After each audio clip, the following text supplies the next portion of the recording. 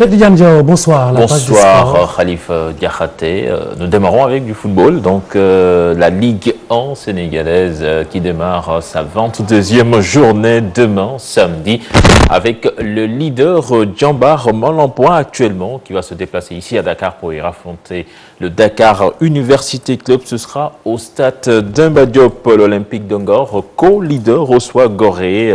Ce match donc est prévu pour le dimanche.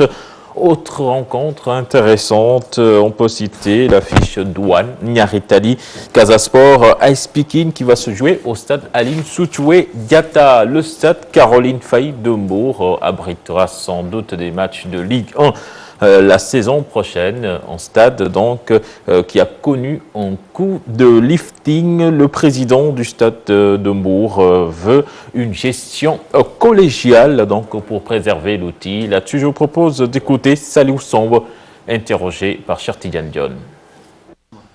Moi, je pense que ce que je dis, je pense qu'il va y avoir une concertation entre les utilisateurs au niveau de la mairie. Nous allons parler avec la mairie, avec tous les quand même, acteurs de la vie associative et sportive.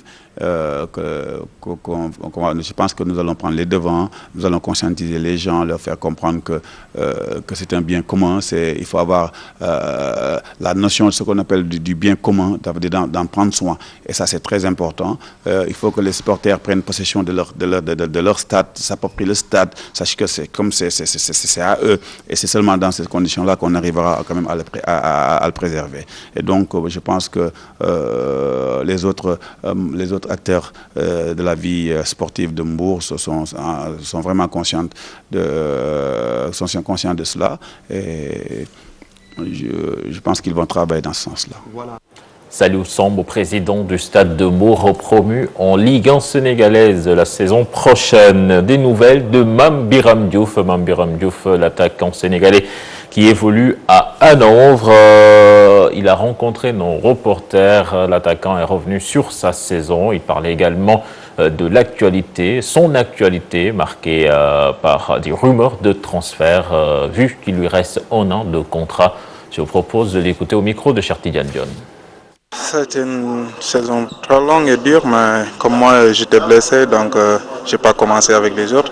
Mais à la suite, quand je suis débuté, ça va. Hein.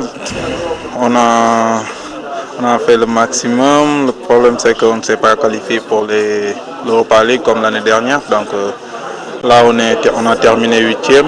Donc pour le moment, on va travailler dur pour l'année prochaine. Il y a beaucoup d'offres, hein, comme on le dit dans les journaux. Donc il me reste un an de contrat là-bas. Donc c'est sûr que là, en ce moment, je ne sais pas encore. Là, on est en vacances. Donc là, je suis là pour réfléchir, parler à temps avec ma famille, tout ça. Et j'espère qu'au retour, on saura ce qui va se passer. C'est juste là, ils sont en train de discuter et ils ne sont pas encore d'accord sur tout.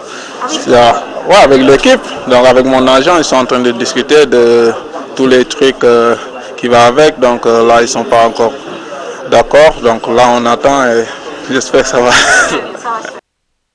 Mame Biram Diouf actuellement en vacances à Dakar. Nous parlons de la Coupe des Confédérations qui a fini de jouer sa deuxième journée hier. Une deuxième journée marquée par la défaite du Nigeria 2-1 devant l'Uruguay. Les Super Eagles donc obligés de gagner face à l'Espagne pour espérer se qualifier pour les demi-finales. Des Espagnols qui ont battu Tahiti 10 buts à 0. 10 buts à 0, donc le plus gros écart en football dans une compétition estampillée à FIFA. Nous parlons de transfert avec cet accord entre Laurent Blanc et le Paris Saint-Germain. Donc Laurent Blanc, l'ancien sélectionneur des Bleus, va s'engager pour les 2 prochaines saisons avec les clubs de la capitale française. Une décision qui devrait donc valider le départ d'Ancelotti au Real de Madrid de Khalifa pour boucler donc cette page des sports basketball NBA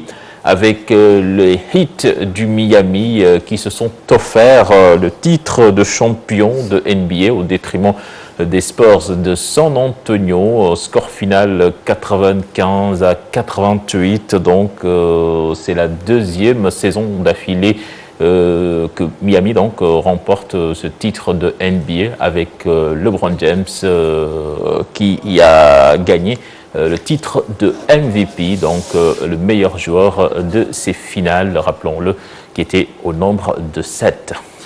Merci beaucoup, Cheikh Tidiane Diao, et bon week-end. Nous poursuivons cette édition.